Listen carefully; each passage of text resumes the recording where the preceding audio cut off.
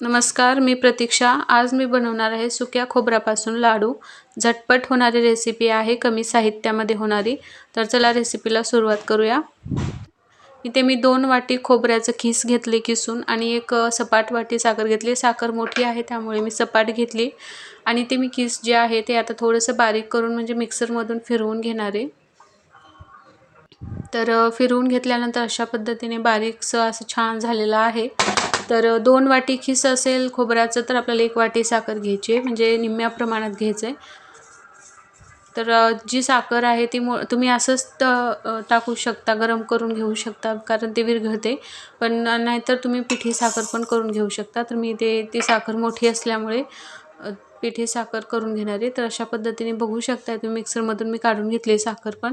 आणि नंतर आपल्याला एक कढई ठेवायची, गॅस चालू करून। कढई छान तापली की त्यामध्ये जे आपण किस घेतले किसून ते कढईमध्ये टाकून घ्यायचे आणि छान असं परतून घ्यायचे ते किस। आणि एकसारखं परतत राहायचं, नाहीतर मग ते करपतं।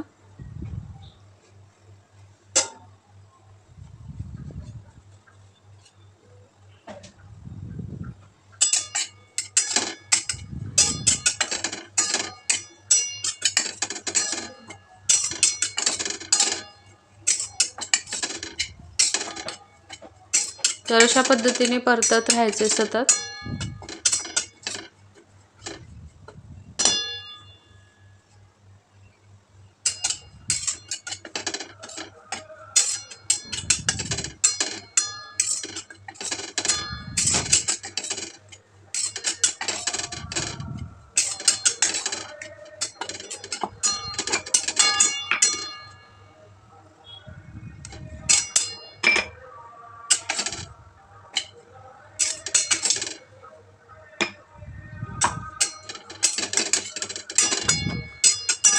मग एक 5 मिनिटं परतून झाल्यानंतर आपल्याला पिठी साखर त्यामध्ये ॲड करायची आणि पिठी साखर आणि खोबर व्यवस्थित छान असं परतून घ्यायचं।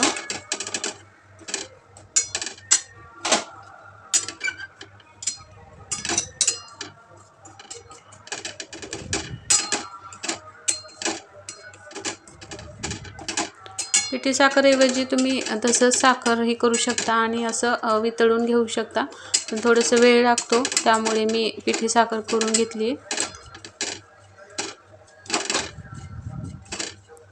तर एखादं 2 मिनिटं परतून झाल्यानंतर आपल्याला त्यामध्ये अर्धी वाटी दूध ॲड करायचं आहे आणि ते पण छान असं परतून घ्यायचं, मिक्स करून घ्यायचं। तुम्ही यामध्ये तुमच्याकडे जे अवेलेबल ड्रायफ्रूट्स असतील ते पण ॲड करू शकता। माझ्याकडे नव्हते त्यामुळे मी काही टाकले नाही यामध्ये।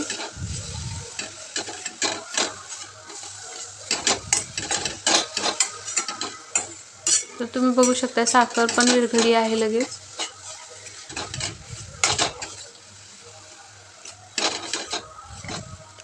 नंतर त्यामध्ये आपल्याला 2 चमचे तूप टाकायचं। तुपाने काय होतं, तुपाने लाडू मऊ होतात।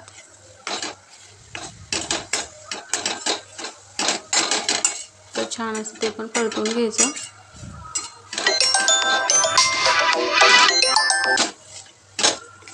तर अजून 10 ते 15 मिनिटं आपण असंच ते परतून घ्यायचंय।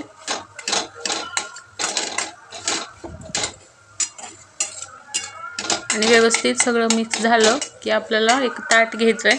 ताटामध्ये सगळं जे परतून घेतलेलं आहे ते एका ताटामध्ये काढून घ्यायचं आणि छान आपल्याला हव्या त्या आकाराचे लाडू बनवून घ्यायचे, मोठे लहान तुम्हाला जसे आवडतात तसे।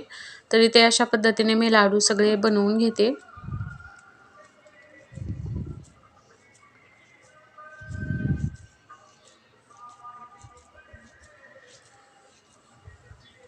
तर सगळे मी लाडू असे बनवून घेते। तर ते लाडू बनवून तयार झालेत। तर तुम्ही पण नक्की करून बघा आणि चॅनलवर नवीन असाल तर चॅनलला नक्की सबस्क्राईब करा। Bye bye.